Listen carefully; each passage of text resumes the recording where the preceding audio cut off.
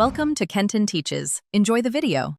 You'll start by opening settings while Talkback is active. Use two-finger scrolling and double-tap to select.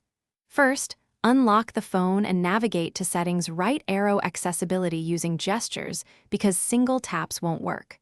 Once located, double-tap accessibility to open it. Make sure to listen for prompts so you know where you are. If settings has a search field, use it with the keyboard. Type Talkback, then double-tap the search result to jump directly to the accessibility service. Once inside accessibility, locate Talkback, sometimes called Screen Reader, under Installed Services. Navigate with two fingers and double-tap the service name.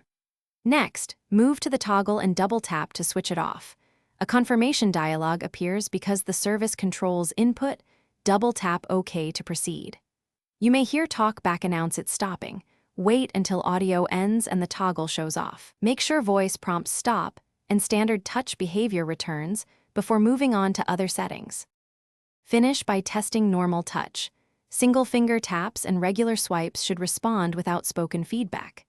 If Talkback won't disable, go to Settings, right arrow Apps, right arrow Special Access, right arrow Accessibility to revoke permission for Talkback or the app controlling it, then try toggling again. If behavior persists, reboot the phone to clear service state. Also check for third-party accessibility apps or device administrators that can re-enable Talkback and uninstall or disable them. That usually resolves stubborn cases. Thanks for watching. Please subscribe if this video was helpful.